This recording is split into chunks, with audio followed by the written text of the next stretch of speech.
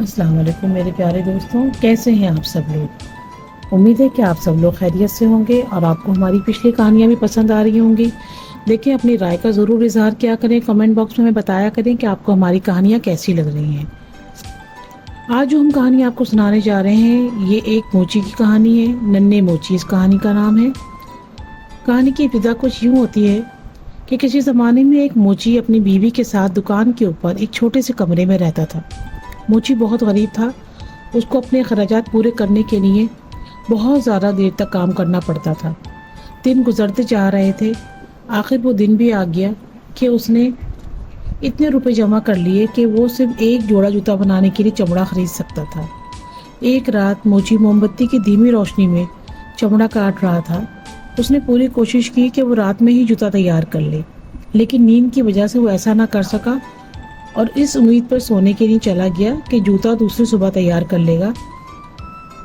جب دوسرے دن صبح کا وقت آیا، وہ اپنی دکان پر آیا تو یہ دیکھ کے حیران رہ گیا کہ ایک نہایت خوبصورت جوتا تیار ہے۔ اس نے یہ جوتا اپنی بیوی کو دکھایا اور پوچھا کہ کہیں یہ جوڑا اس نے تو تیار نہیں کیا؟ اس کی بیوی نے کہا نہیں، اس نے ایسا نہیں کیا۔ موچی کے لیے یہ بہت مشکل معاملہ تھا۔ وہ اپنے آپ بڑبڑانے لگا کہ آخر جوتے کا جوڑا کس نے بنایا ہے؟ اتنا خوبصورت جوڑا آخر کس نے تیار کیا ہوگا؟ بہرحال اس نے وہ جوڑا فروخت کرنے کے لیے رکھ دیا۔ وہ جوتے واقعی اتنے خوبصورت اور شاندار تھے کہ خریدار کو اپنی طرف متوجہ کر رہے تھے اور آخرکار وہ جوتے اچھی قیمت پر فروخت ہو گئے۔ اس نے ان روپوں سے کچھ کھانے پینے کا سامان خریدا اور کچھ مزید جوتے بنانے کے لیے چمڑا خرید لیا۔ معمول کے مطابق موچی رات کو پھر جوتا بنانے کے لیے چمڑا کاٹنے لگا، لیکن پھر اس کو نیند ستانے لگی اور وہ اگلی صبح پر کام چھوڑتے ہوئے بستر پر دراز ہو گیا۔ دوسرے دن صبح اسے پھر حیرانی ہوئی جب اس نے دو جوڑے جوتوں کے تیار پائے۔ وہ جوتے اتنے شاندار اور عمدہ تھے کہ اس سے پہلے اس نے کبھی ایسا جوتا نہیں دیکھا تھا۔ موچی نے پھر اپنی بیوی سے پوچھا، مگر اس بار بھی اس کی بیوی نے انکار کر دیا۔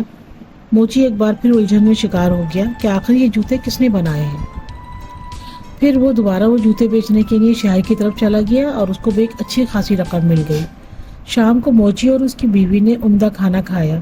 اس کے بعد بھی موچی کے پاس اتنی رقم بچ گئی کہ اس نے 5 جوڑی جوتوں کے لیے چمڑا خرید لیا۔ اس رات بھی موچی نے چمڑا کاٹا اور صبح بنانے کے لیے رکھ دیا، مگر اس صبح بھی پہلے کی طرح 5 جوڑے تیار تھے۔ اس طرح یہ سلسلہ ہفتوں چلتا رہا۔ موچی کے جوتے خود بخود تیار ہو جاتے تھے۔ موچی اور اس کی بیوی امیر ہونے لگے، لیکن دونوں یہ راز نہ جان سکے کہ آخر یہ شاندار جوتے تیار کون کرتا ہے۔ آخر ایک رات موچی اور اس کی بیوی نے اس راز کو جاننے کا ارادہ کر لیا۔ وہ دونوں الماری کے اندر چھپ گئے، دروازہ اتنا ہی کھلا رکھا کہ وہ اس راز کو جان سکیں کہ جوتے کون بناتا ہے۔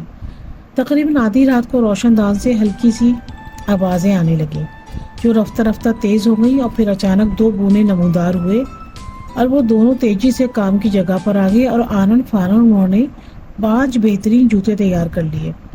موچی اور اس کی بیوی اس ننھی منی مخلوق کو پھتک پھتک کے کام کرتے ہوئے اور پھر اسی روشن دان سے غائب ہوتا ہوا دیکھ کر بہت حیران ہوئے۔ اس کے بعد دونوں میاں بیوی نے فیصلہ کیا کہ ان بونوں کا بدلہ ضرور دینا چاہیے۔ دونوں بونے یقیناً اس سخت سردی میں ننگے پاؤں اور بدن پر چتھڑے لپیٹے رہنے کی وجہ سے برف کی طرح جم جائیں گے۔ اس لیے موچی کی بیوی نے 2 ننھے کوٹ، پتلونیں، اونی جرابیں تیار کی اور موچی نے ان کے لیے 2 خوبصورت سے جوڑے جوتے کے تیار کیے اور شام کو ان تحفوں کو کاغذ میں لپیٹ کر کام کی جگہ پہ رکھ دیا۔ خود الماری میں اس جگہ چھپ کر بیٹھ گئے جہاں پہلے چھپتے تھے اور انتظار کرنے لگے۔ جو ہی آدھی رات ہوئی، معمول کے مطابق دونوں بونے نمودار ہوئے، لیکن جب انہوں نے چمڑے کی جگہ تحفے دیکھے، پہلے وہ حیران ہوئے اور کچھ گھبرائے، لیکن ان تحفوں کو کھول کر دیکھنے کے بعد بہت خوش ہوئے کہ ان کے لیے عمدہ کپڑے، جرابیں، جوتے۔ دونوں بونے خوشی کے مارے ناچنے لگے اور پھر اچانک وہ منظر سے غائب ہو گئے۔ اس کے بعد پھر وہ دونوں کبھی نہیں آئے، لیکن موچی اور اس کی بیوی نے ان کے شاندار کام اور احسان کو ہمیشہ یاد رکھا۔